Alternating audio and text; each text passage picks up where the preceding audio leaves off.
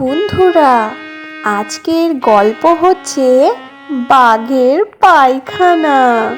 কোনো এক সময় এক গভীর জঙ্গলে অনেক পশু পাখি মিলেমিশে বসবাস করত, আর তাদের মধ্যে বাস করত এক হিংস্রটে বদমাশ বাঘ। ওই হিংস্র বাঘ নিজের পেটের খিদে মেটাবার জন্য জঙ্গলের সমস্ত পশু পাখিদেরকে ও এক এক করে খেয়ে ফেলেছে। জঙ্গলের প্রায় পশু পাখি ও সব খেয়ে ফেলেছে। এই হিংস্র বাঘের খাওয়ার মতো আর কোনো পশু পাখি এই জঙ্গলে আর ছিল না। খাবারের খোঁজ করতে করতে সেই হিংস্র বাঘটা পাশের এক জঙ্গলে চলে যায়। হঠাৎই ওই বাঘের নজর পড়ে এক মজবুত হরিণের দিকে। ও ওই হরিণের কাছে গিয়ে হরিণকে বলে, এই সুন্দরী হরিণ, আমাকে তুই দেখতে পেলি? আমি হলাম হিংস্র বাঘ, তোকে আমি এখন খাবো। বাঘ মামা, না না, আমাকে তুমি মেরে ফেলো না, খেয়ে ফেলো না, আমাকে তুমি ছেড়ে দাও দয়া করে। বাঁচাও, কেউ আমাকে বাঁচাও, এই বাঘ আমাকে খেয়ে ফেলবে। হরিণ দাঁড়া দাঁড়া, এই পালাচ্ছিস কোথায়? দাঁড়া, তোকে তো আমি খাবোই, ধরবই তোকে আমি। এই যে পড়েছে আমার কপাটে, এবার কে বাঁচাবে তোকে? খাবো তোকে আমি কপাত কপাত করে। পেটের জ্বালায় মরছি, পেটের জ্বালা বড়ই জ্বালা, খাবো আমি তোকে শালা। হরিণের গায়ে মাংসটা একটু বেশি ছিল, পেটটা একটু বেশি ভরে গেল, এবার একটু ঘুমিয়ে নি।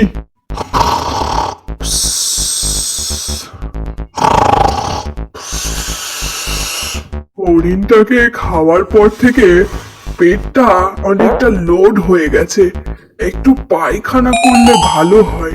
কিন্তু আমি তো রাজা, যেখানে সেখানে তো আর পটি করতে পারি না। কোথায় যে পটিটা করব? এখানেও করা যাবে না পটিটা। কাজ করি, পটিটাকে একটু থামিয়ে রাখি কিছুক্ষণ, এইদিক ওদিক একটু ঘুরে দেখি, কোথাও যদি একটা টয়লেট পাই সেখানে গিয়েই করব নাহলে। তারপর সেই বাঘটা পায়খানা কোথায় করবে সেই কথা ভাবতে ভাবতে এদিক ওদিক ছুটতে থাকে। পায়খানা তখন ওর মাথায় উঠে গেছে, ওর তখন গ্যাস হয়ে গেছে হরিণকে খেয়ে। হঠাৎ ওর জল তেষ্টা পায়, ও জল খেতে চলে যায়।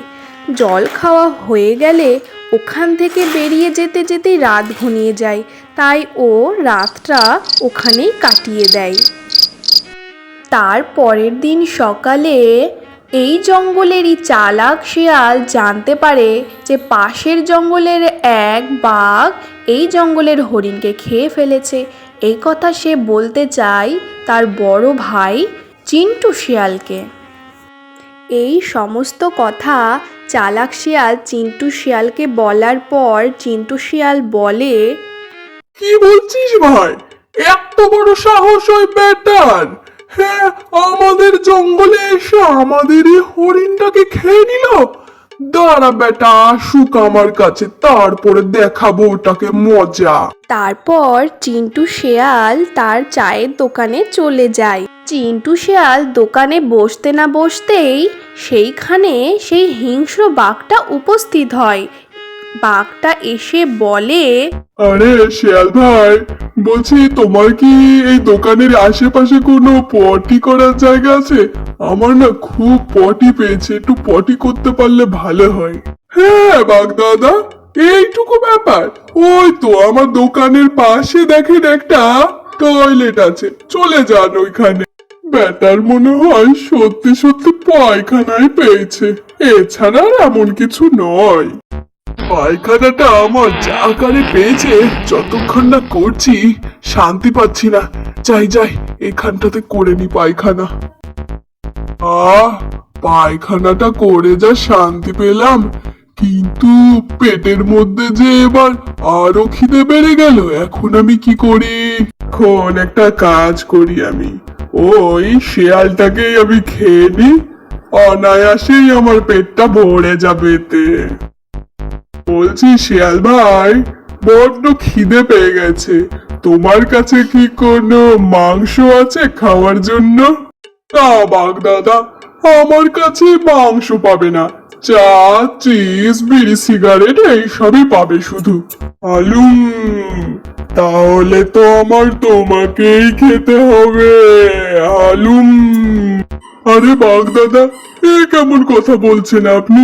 আপনাকে আমি পায়খানা করার জায়গা দিলাম আর আপনি কিনা আমায় খাবেন? এটা তো ঠিক হচ্ছে না বাঘ দাদা। আলুম, অত শত বুঝি না আমি, আমার যা খিদে পেয়েছে এখন আমার তোমাকেই লাগবে।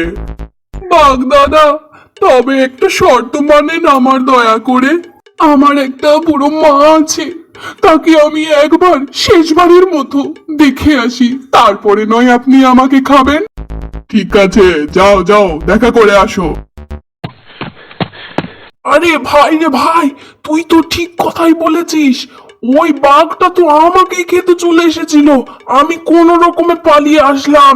চ ভাই, একটা কাজ করি আমরা, আমরা সেই চালাক টুনির কাছে যাই, ওই যদি কোনো একটা বুদ্ধি খাটায়।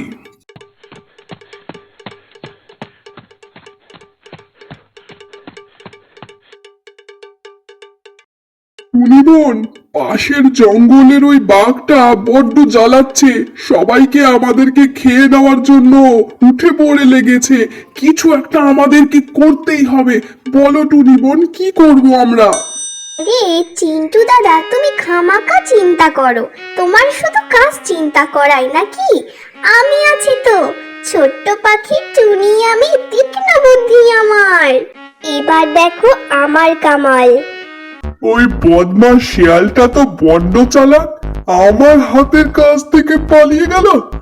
দাঁড়া বেটা, এখানে কোনো খরিদ্দার আসুক না, তাকেই আমি কপাত করে খেয়ে নেব। এই তো আসছে একটা পাখি। এখানে চিন্টু দাদার দোকানে চিন্টু দাদা নাই?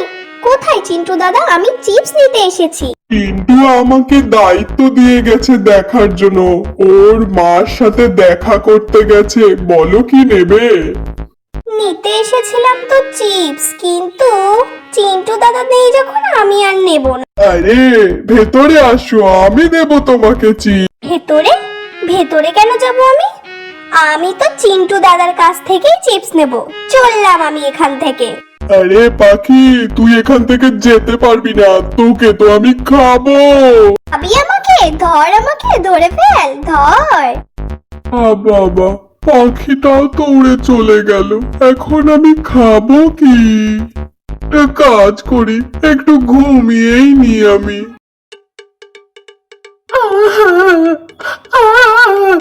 বড়দা, তুমি আমাদের এই জঙ্গলের প্রধান, তোমাকে ওই বোকাটে বাঘের একটা ব্যবস্থা করতেই হবে। হ্যাঁ চিন্টু, আমি তো সবই বুঝতে পারছি, তারা ওই বাঘটার আমি একটা ব্যবস্থা করে দিচ্ছি। এবার বড্ড বার বেড়েছে ওই বাঘের, তোদেরকে কিনা খেতে আসে, দাঁড়া দেখাচ্ছি মজা। এ বাঘ, আমি হলাম এখানকার পুলিশ। ওর বড্ড বার বেড়েছে, বল বাঘ, তুই চিন্টু টুনি এদেরকে সবারকে খাওয়ার জন্য উঠে পড়ে লেগেছিস, চল এবার জেলে চল, তোকে এখন থানায় নিয়ে যাব, তোর নামে এফআইআর দরখাস্ত করা হয়েছে।